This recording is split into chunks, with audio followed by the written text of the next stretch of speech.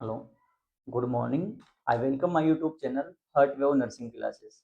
आज हम pharmacological series की बात करेंगे और फार्मेकोलॉजिकल सीरीज में एक इम्पोर्टेंट टॉपिक डिस्कस करेंगे जिसका नाम है एम्यूडोरॉन। एम्यूडोरॉन नॉर्सेट के पॉइंट ऑफ व्यू से बहुत इंपॉर्टेंट है, साथ ही साथ जितने भी सेंट्रल गवर्नमेंट एग्जाम है उसमें इससे रिलेटेड क्वेश्चन पूछे जाते हैं। हमारी डेली जो फार्मेकोलॉजिकल सीरीज होगी उसमें इम्पोर्टेंट मेडिसिन की वीडियो होगी। डेली एक या दो मेडिसिन का हम डिस्क्रिप्शन देखेंगे और क्या क्वेश्चन नोट सेट में आए थे, क्या आने के चांसेस है, वो डिस्कस करना स्टार्ट करते हैं। तो सबसे पहले डिस्कस करते हैं एम्यूडोरॉन। एम्यूडोरॉन जो मेडिसिन होती हैं ये दो फॉर्म में आती है, एक वाइल के रूप में आती है और एक मेडिसिन के रूप में भी आती है। ठीक है, वाइल की फॉर्म में भी अवेलेबल है और मेडिसिन के फॉर्म में भी अवेलेबल होती है एम्यूडोरॉन। वाइल की फॉर्म में पाउडर फॉर्म में आती है और इसको मिक्स एक सॉल्यूशन से करा जाता है जिसका नाम है डेस्ट्रोस 5 वाटर। ये नॉर्सेट में पूछा गया क्वेश्चन है कि इस पाउडर फॉर्म सॉल्यूशन को किस में डिजोल्व करते हैं। ये आ चुका है नॉर्सेट के अंदर और ये आ चुका है डीएसएसबी के अंदर। ठीक है, तो हमारा जो एम्यूडोरॉन है इसको डेस्ट्रोस 5 वाटर के अंदर मिक्स करा जाता है। डेस्ट्रोस 5 इन वाटर, इसमें इसको मिक्स करा जाता है। ये बहुत इंपॉर्टेंट है किसके हिसाब से, नॉर्सेट के पॉइंट ऑफ व्यू के हिसाब से। बात करते हैं कि एम्यूडोरॉन किस क्लास की ड्रग होती है। तो ये एम्यूडोरॉन जो है हमारी class third antiarrhythmic drug है। Class third antiarrhythmic drug के नाम से इसको जानते हैं। ठीक है, इसी को हम पोटेशियम चैनल ब्लॉकर भी बोलते हैं। क्या बोलते हैं? पोटेशियम चैनल ब्लॉकर के नाम से भी इसको जाना जाता है। Class third antiarrhythmic drug, ये एग्जाम में पूछा गया था। कौन सा एग्जाम था? आरआरबी था। और आरआरबी के अंदर पूछा था कि एम्यूडोरॉन किस क्लास की ड्रग है, तो आप बोलोगे class third antiarrhythmic drug है जिसको हम पोटेशियम चैनल ब्लॉकर भी बोलते हैं। ठीक है, इसमें दो मेडिसिन को डिस्कस किया जाता है स्पेशली। एक होता है एम्यूडोरॉन जिसको हम पढ़ ही रहे हैं, एम्यूडोरॉन, और दूसरी हमारी है सोटालोल। ये क्वेश्चन भी पूछा जाता है, सोटालोल किस ग्रुप की ड्रग है, तो बोलोगे आप पोटेशियम चैनल ब्लॉकर है। ठीक है, आपने सुना होगा जिसके भी पीछे लोल लगता है वो सब बीटा ब्लॉकर है एक्सेप्ट सोटालोल। सोटालोल क्या है? पोटेशियम चैनल ब्लॉकर है। जबकि जितना भी एटिनालोल, बिटाक्सोल, प्रोपरनालोल, वो सब कौन सी मेडिसिन है? वो सब बीटा ब्लॉकर है। तो एक क्वेश्चन ये भी बन सकता है, sotalol is a sotalol is a potassium channel blocker. ठीक है, अब हम बात करते हैं कि जो ये पोटेशियम चैनल ब्लॉकर होती है इसके अलावा और भी ड्रग होती है जिसको आप बोल सकते हो कि क्लास फर्स्ट में आएगी, क्लास थर्ड में आएगी। तो एक बार डिस्कस करते हैं अपन। पहला हो गया क्लास फर्स्ट, दूसरा होता है क्लास थर्ड सेकंड, सॉरी, तीसरा होता है क्लास थर्ड, और एक और आती है क्लास फोर्थ, और उसके बाद आती है हमारी क्लास 5। क्लास फर्स्ट फर्स्ट में जो आता है उसका नाम है सोडियम चैनल ब्लॉकर। कौन सी मेडिसिन आती है? सोडियम चैनल ब्लॉकर वाली ड्रग आती है। ठीक है, इसके बाद हमारी जो दूसरी मेडिसिन है उसका नाम है क्या? Beta blocker. कौन सी आती है? बीटा ब्लॉकर आती है जिसके अंदर एटिनालोल, बिटाक्सोल, प्रोपरनालोल, ये सारी ड्रग आएगी। थर्ड में हमारी जो आती है आपने देख ही लिया, एम्यूडोरॉन, जिसको बोलते हैं पोटेशियम चैनल ब्लॉकर। ठीक है, फोर्थ में हमारा आता है calcium channel blocker. Calcium channel blocker, और इसके अंदर जो ड्रग आती है आपका नाम, इसका नाम है वेरापामिल और निफेडिपिन, ये इसी के अंदर आती है, वेरापामिल और निफेडिपिन। ये दोनों ड्रग जो होती है हमारी कैल्शियम चैनल ब्लॉकर होती है। लास्ट में हमारे पास जो मेडिसिन का ग्रुप है उसको बोलते हैं मिससेलेनियस, मिससेलेनियस। इंट्रावेनियस ड्रग होती है जिसके अंदर वेरी वेरी वेरी इंपॉर्टेंट है और उसका नाम है एडिनोसिन। उसका नाम क्या है? एडिनोसिन। इस एडिनोसिन से नॉर्सेट में क्वेश्चन बना हुआ था और आरआरबी के अंदर क्वेश्चन बना हुआ था, बहुत इंपॉर्टेंट बात है। और उसका नाम क्या है? एडिनोसिन। ड्रग ऑफ चॉइस है किसकी? ड्रग ऑफ चॉइस है किसकी? सुप्रावेंटिकुलर टेकिकार्डिया, एसवीटी की। किसकी ड्रग ऑफ चॉइस है? सुप्रावेंटिकुलर टेकिकार्डिया की ड्रग ऑफ चॉइस एडिनोसिन है। अगर आपसे पूछे कि बन सकता है नॉर्सेट के अंदर क्वेश्चन कि एडिनोसिन किसके ड्रग ऑफ चॉइस है? सुप्रावेंटिकुलर टेकिकार्डिया की ड्रग ऑफ चॉइस है। इसको फुल फॉर्म लिख सकते हो आप, सुप्रा वेंट्रिकल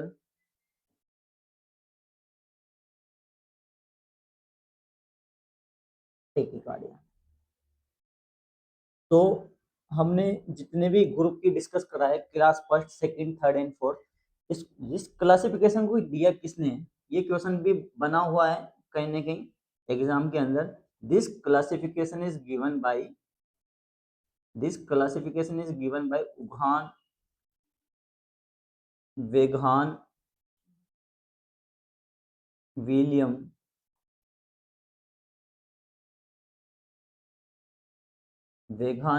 क्लासिफिकेशन।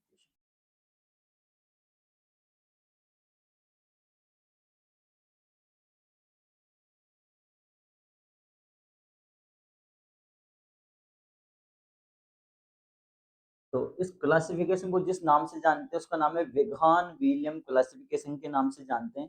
अब हम बात करते हैं कि एम्योड्रोन जो मेडिसिन है जो कि हम डिस्कस कर रहे हैं मेन, ये class third antiarrhythmic drug होती हैं।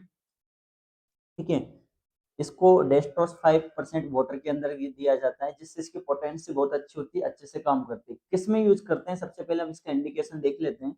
तो एमिडोरम का इंडिकेशन अगर हम बात करें, एम्योडोरॉन जो होती है इसके इंडिकेशन की बात करते हैं तो इसके इंपॉर्टेंट इंडिकेशन हैं जहां पर हम इसको देते हैं। वेंटिकुलर टेकिकार्डिया वीटी में देते हैं और वी फेब में देते हैं। किसमें देते हैं? वीटी और वी फेब के अंदर इसको दिया जाता है। वेंटिकुलर टेकिकार्डिया,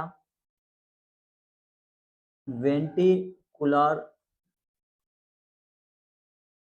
टेकिकार्डिया की ड्रग ऑफ चॉइस है ये। ठीक है, डीओसी है। साथ ही साथ इसको वी फेब में भी दिया जाता है, मतलब वेंट्रिकुलर फिब्रिलेशन के अंदर इसको देते हैं। ठीक है, इस मेडिसिन का मैकेनिज्म ऑफ एक्शन क्या है? अगर हम बात करें कि what is the mechanism of action of the amiodarone, तो इसका मैकेनिज्म ऑफ एक्शन है, मैकेनिज्म ऑफ एक्शन की बात करते हैं एमिडोरोन की। एमिडोरोन का मैकेनिज्म ऑफ एक्शन जो हमारे सामने आता है वो है कि ये हार्ट की एबनॉर्मल रिदम को, हार्ट की एबनॉर्मल रिदम को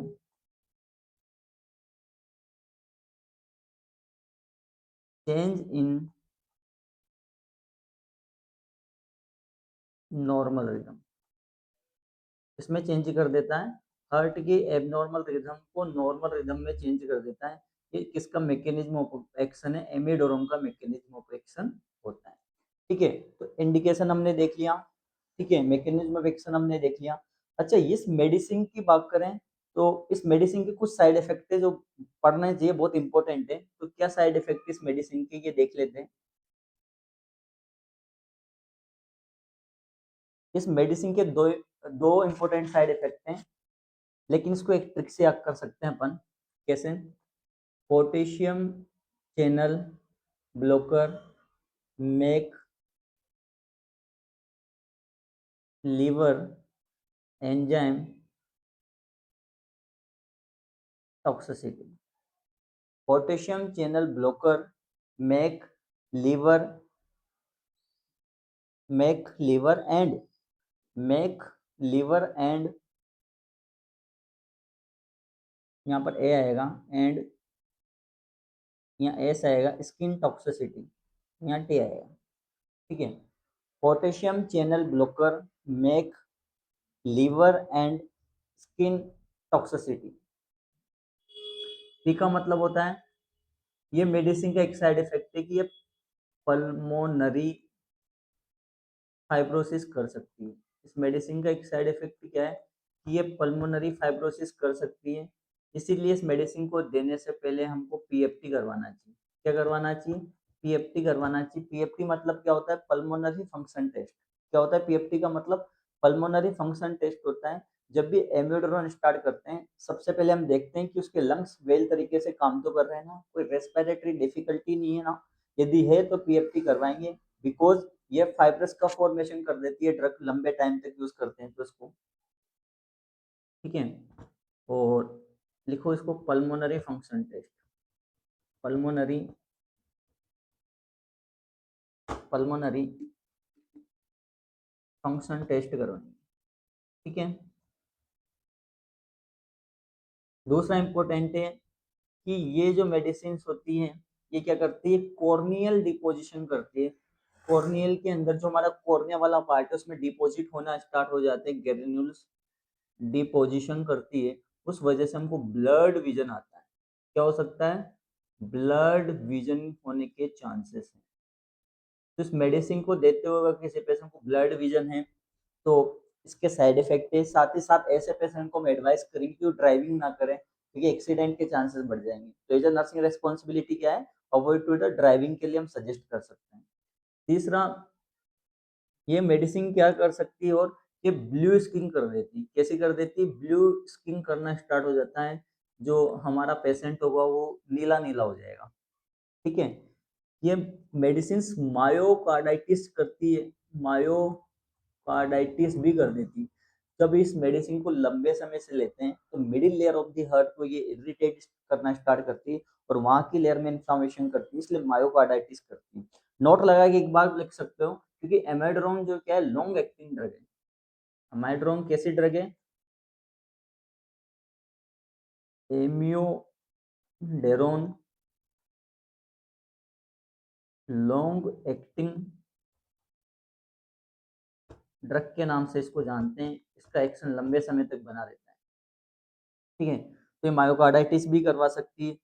इस मेडिसिन का एक इम्पोर्टेंट साइड इफेक्ट है, इस मेडिसिन को देने से पहले हमको एलएफटी भी करवाया जाता है। क्या करवाया जाता है? एलएफटी भी करवाया जाता है, because this medicine is responsible for the hepatotoxic. ये हिपेटोटॉक्सिक होती हैं, लीवर को डैमेज करती है, इसलिए हमको लीवर फंक्शन टेस्ट करवाया जाता है। एल का मतलब लीवर हो गया, और हमको क्या करवाना है? लीवर फंक्शन टेस्ट करवाना होता है इसको देने से पहले। इसको बोलते हैं एलएफटी।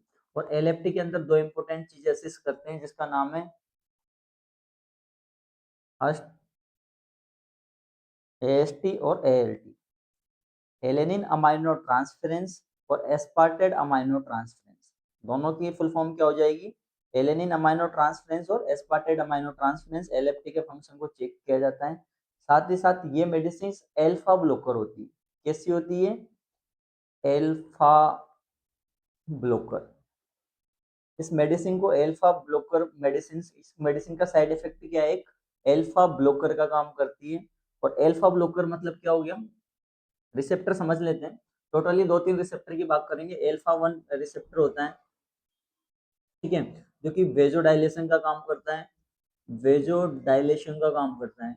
जैसे ही हमने उसको एमाइड्रोन मेडिसिन दी और एमियोडेरोन मेडिसिन लंबे समय तक एक्शन करने की वजह से इसने एल्फा वन रिसेप्टर को ब्लॉक कर दिया। जब हमारा एल्फा वन रिसेप्टर ब्लॉक होगा, जब हमारा एल्फा वन रिसेप्टर ब्लॉक होगा, उस वाली कंडीशन में क्या हो सकता है? सॉरी सॉरी, ये एल्फा वन रिसेप्टर क्या करती है? वेजो कॉन्स्ट्रिक्शन का काम करती है। क्या करती है? एल्फा वन रिसेप्टर वेजो कॉन्स्ट्रिक्शन का काम करता है, वेजो कॉन्स्ट्रिक्शन का काम करता है। जैसे हमने एमाइड्रोन दिया, इसको ब्लॉक करेगा और वेजो डायलेशन हो जाएगा। क्या हो जाएगा? वेजो डायलेशन हो जाएगा। वेजो डायलेट होने की वजह से हाइपोटेंशन के चांसेस है। किसके चांस है? हाइपोटेंशन के चांस है। तो इस पेशेंट को, जिसको अल्फा ब्लॉकर चल रहा है, उस पेशेंट को क्या हो सकता है? जिस पेशेंट को एमाइड्रोन चल रहा है वो अल्फा ब्लॉक करेगा, अल्फा ब्लॉक करेगा तो इस साइड इफेक्ट आता है इसका हाइपोटेंशन के रिस्क के रिस्क है हाइपोटेंशन के रिस्क हैं, एक बार फिर समझते हैं कि जिस पेशेंट को अल्फा 1 ब्लॉकर मेडिसिन चलती है, एमाइड्रोन लेता है, वो अल्फा 1 रिसेप्टर को ब्लॉक कर देता है। अल्फा 1 रिसेप्टर का काम क्या होता है? वेसोकॉन्स्ट्रिक्शन करवाता है। क्या करवाता है? वेसोकॉन्स्ट्रिक्शन करवाता है। जैसे ही हमने इस रिसेप्टर को ब्लॉक कर दिया एमाइड्रोन के द्वारा, ये वेजो डायलेट हो जाएगा। वेजो डायलेट हो जाएगा तो ब्लड प्रेशर कम हो जाएगा और पेशेंट को क्या हो सकता है? हाइपोटेंशन हो सकता है। पहला रिसेप्टर। इसके बाद दो रिसेप्टर और आते हैं। बीटा 1 रिसेप्टर भी होता है और बीटा 2 रिसेप्टर भी होता है। बीटा 1 जो रिसेप्टर होता है, ये हार्ट रेट को बढ़ाता है। क्या करता है? हार्ट रेट को इंक्रीज करता है। जबकि ये क्या करता है? ब्रोंको डायलेटर करता है। ब्रोंको डायलेटर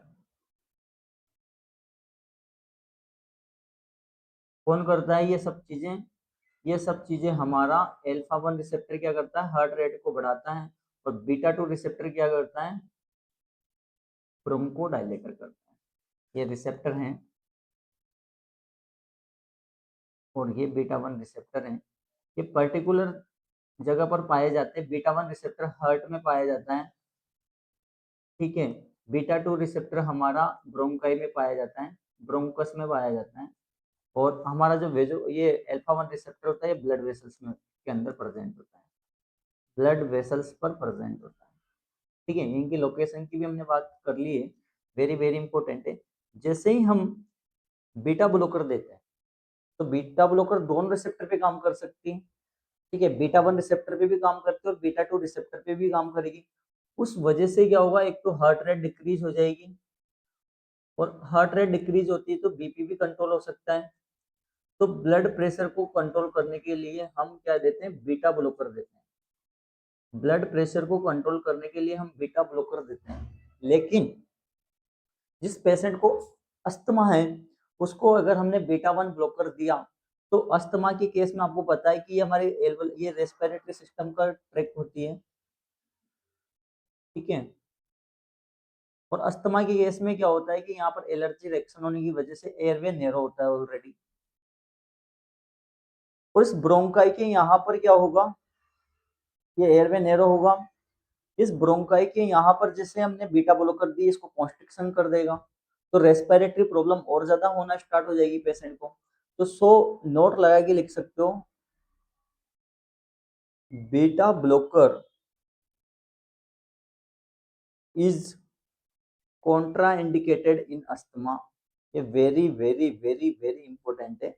ये क्वेश्चन आने के चांसेस भी हैं और बन भी सकता है। आपकी नॉलेज के लिए बहुत इंपॉर्टेंट है। जब सीनियरो बन के क्वेश्चन आएगा तो आ सकता है कि बीटा ब्लॉकर सब जगह देंगे, लेकिन जिस पेशेंट को अस्थमा हो रहा है वहां पर देंगे नहीं, वहां पर कॉन्ट्रा इंडिकेटेड है। क्यों है? क्योंकि ये वेसो कॉन्स्ट्रिक्शन करवाएगी और कॉम्प्लिकेशन क्रिएट करेगी, ठीक है। क्योंकि इसका नॉर्मल फंक्शन क्या है? ब्रोंकोडायलेटर ब्लॉक कर दिया, ब्रोंको कॉन्स्ट्रिक्शन हो जाएगा। ये था हमारी एक्स्ट्रा नॉलेज। ये सब एक्स्ट्रा नॉलेज के लिए था आपकी, ताकि आपको कंफ्यूजन ना हो जब आप पढ़ो, ठीक है। इसके बाद हमारा आता है स्किन। एस का मतलब क्या होगा? Photo sensitive. Photo sensitive. जिस पेशेंट को अमायोड्रोन चल रहा है, जिस पेशेंट को अमायोड्रोन चल रहा है, उसको फोटो सेंसिटिव होने के चांसेस है। मतलब जैसे धूप में जाएगा, उसकी स्किन में एलर्जी होना स्टार्ट हो जाएगी, डर्मेटाइटिस के चांसेस बढ़ जाते हैं। क्या हो सकता है? डर्मेटाइटिस हो सकता है।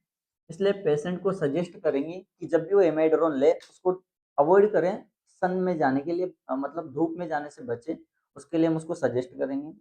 और एक और इसका डिसएडवांटेज मतलब साइड इफेक्ट है, उसको बोलते हैं हम क्या? Thyroid toxicity. थायराइड डिसफंक्शन करता है। क्या करता है? थायराइड डिसफंक्शन करता है। मतलब T3 और T4 के लेवल में डिस्टर्बेंस देखने को मिलेगा। T3 एंड T4 के लेवल में क्या देखने को मिलेगा? डिस्टर्बेंस देखने को मिलता है। तो ये हमने बात करी किसकी? ये हमने बात करी the side effect of the amiodarone. तो इंपॉर्टेंट साइड इफेक्ट देखिए, पल्मोनरी फाइब्रोसिस कर सकता है, इसलिए हमको पीएफटी करवाना चाहिए। दूसरा साइड इफेक्ट इसका कॉर्नियल डिपोजिशन हो सकता है, ब्लड विजन है, ब्लू स्किन हो सकती है।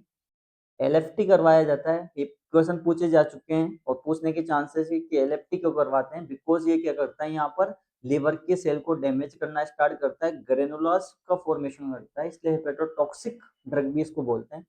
एल्फा ब्लॉकर है, फोटो सेंसिटिव है और थायराइड डिसफंक्शन करवाता है। ये एमाइड्रोम के साइड इफेक्ट हैं।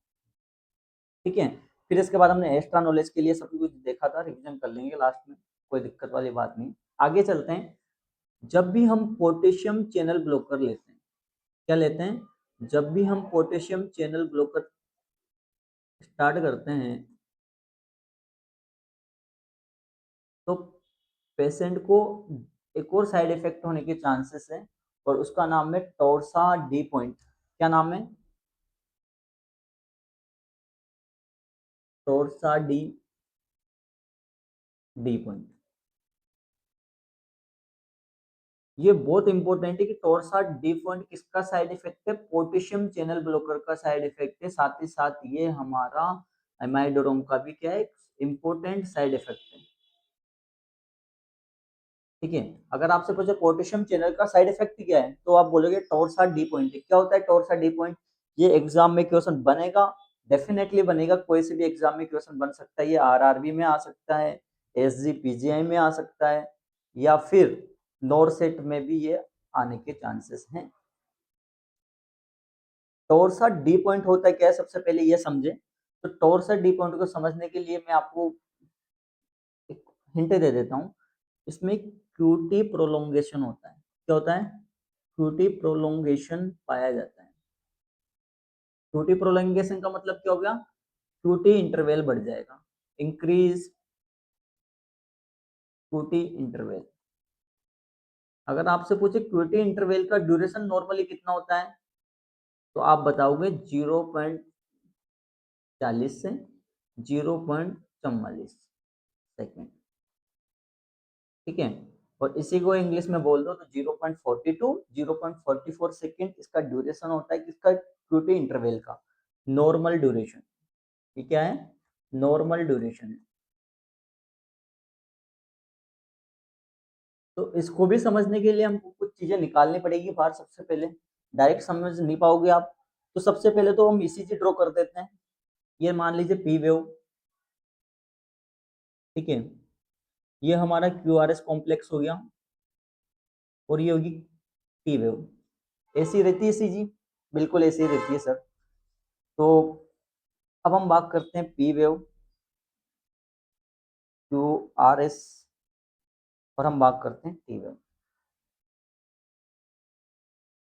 अब पी आर यहाँ से यहाँ तक का जो ड्यूरेशन होता है, हमारा जो पी आर इंटरवल होता है, ये पी आर इंटरवल होता है कितना, 0.12 से 0.20 सेकेंड, और ये होगा हमारा कितना, एवरेज 0.16 सेकेंड, इसकी मिडिल रेंज आ जाएगी।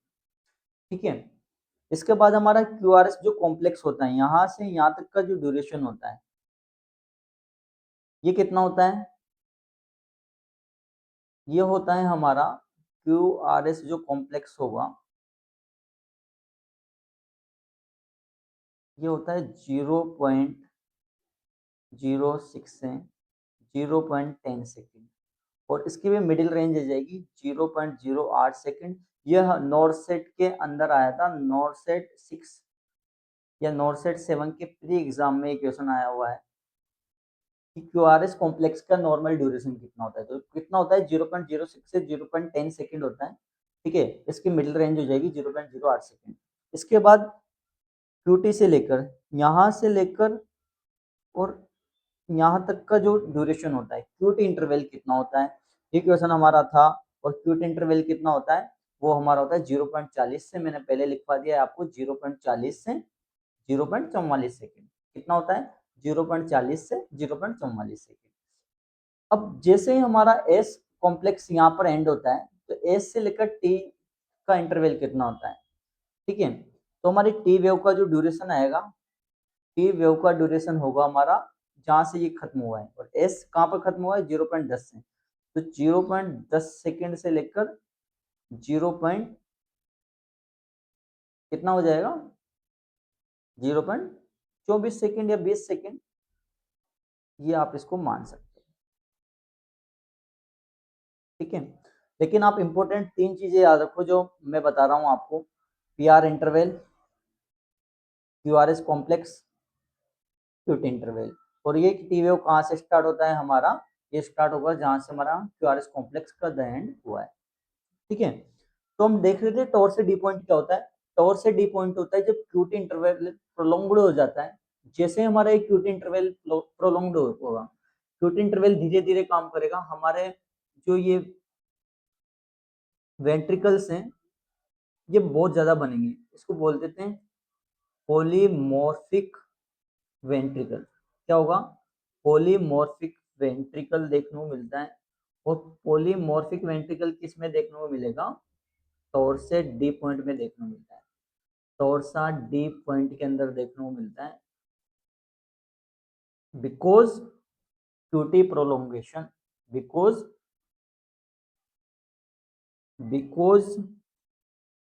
Cutie prolongation. ठीक है, क्यूटी इंटरवल बढ़ने की वजह से हमारा टॉरसेट डी पॉइंट देखने को मिलता है, क्योंकि इसमें पॉलीमॉर्फिक वेंट्रिकल देखने को मिलेगा। और ये साइड इफेक्ट है किसका? पोटेशियम चैनल ब्लॉकर का, potassium channel blocker. Hope so समझ में आया होगा आपको। इसको समझने के लिए एक इमेज और है मेरे पास, जिससे मैं क्लियर कट आपको समझा देता हूँ एक समरी के रूप में।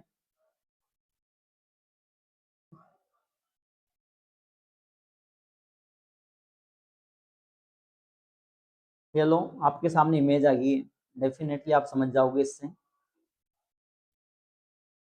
टॉरसेट डी पॉइंट क्या होता है।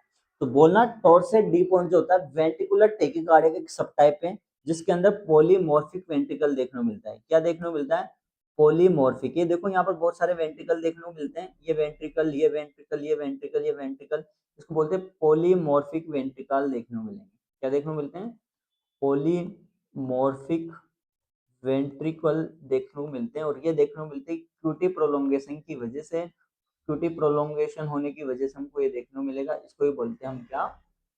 टॉरसा डी पॉइंट। ये साइड इफेक्ट है पोटेशियम चैनल ब्लॉकर का। अब इसकी ड्रग ऑफ चॉइस भी सुन लीजिए। टॉरसा डी पॉइंट जिस पेशेंट को हो जाए उसकी ड्रग ऑफ चॉइस क्या होगी? ये नॉर्सेट के अंदर आएगा क्वेश्चन, डेफिनेटली आएगा, लिख के ले जाइए आप मुझसे आज ही। और उस क्वेश्चन का नाम है क्या? ड्रग ऑफ चॉइस क्या होगी बताओ? क्या ड्रग ऑफ चॉइस है टॉरसा डी पॉइंट की?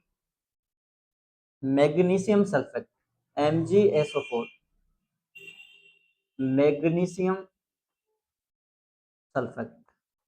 ठीक है, तो मित्रों इसी के साथ हमारा अमाइड्रोम कंप्लीट हुआ। एक बार रिवीजन करते हैं शॉर्टली 5 मिनट में, उसके बाद द एंड करते हैं सेशन का। हमने आज अमाइड्रोम को देखा। अमाइड्रोम दो इंपोर्टेंट फॉर्म में आती है, टेबलेट की फॉर्म में भी आती है, एज वेल एज इसको वाइल की फॉर्म में आती है, जिसको मिक्स करा जाता है, पाउडर फॉर्म में आता है। तो पहला क्वेश्चन ये बनाता है किसमें मिक्स करते हैं। तो एक सॉल्यूशन होता है जिसका नाम है डेस्ट्रोस 5 इन वाटर, उसमें इसको मिक्स करा जाता है। ये क्वेश्चन आ चुका है ऑलरेडी। इसके बाद ये पूछा था किस क्लास की ड्रग है, तो क्लास 3 एंटी अरिथमेटिक ड्रग होती है, जिसको हम पोटेशियम चैनल ब्लॉकर बोल देते हैं। ठीक है, इसके अंदर दो इंपोर्टेंट मेडिसिन आती है, एमिडोरोन आती है और दूसरी आती है सोटालोल। ठीक है, सोटालोल कौन सी ड्रग है? पोटेशियम चैनल ब्लॉकर है। ये भी आप नोट कर लेना, यहाँ पर नोट करके लगा लेना कि कौन सी मेडिसिन से पोटेशियम चैनल ब्लॉकर है। इसके बाद हमने क्लासिफिकेशन देख लिया था कि 5 टाइप का क्लासिफिकेशन होता है। क्लास फर्स्ट होती है, second, third and fourth and fifth होती है।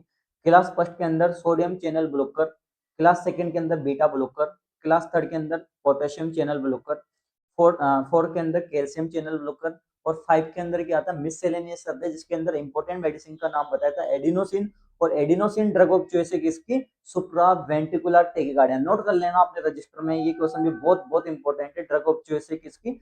Supraventricular tachycardia. कौन? एडिनोसिन। इसके बाद अमाइड्रोन की बात करते हैं, तो इंडिकेशन की बात करते हैं। अमाइड्रोन तो वेंट्रिकुलर टेकिकार्डिया करवा सकते हैं, वेंट्रिकुलर फिब्रिलेशन में इसको दे सकते हैं। इन दोनों कंडीशन में एमाइड्रोन क्या है? यूज करी जाती है। एबनॉर्मल रिदम को किस में चेंज करता है? ये नॉर्मल रिदम में चेंज करता है। ठीक है, और अमाइड्रोन किस टाइप की ड्रग है? लॉन्ग एक्टिंग ड्रग होती है अमाइड्रोन। इसके साइड इफेक्ट की बात करते हैं तो पल्मोनरी फाइब्रोसिस करवाती है, इसलिए पीएफटी करवाया जाता है इसको देने से पहले। साथ ही साथ ब्लड विजन भी ये करवा सकती है, तो हम सजेस्ट करेंगे कि वो ड्राइविंग ना करें।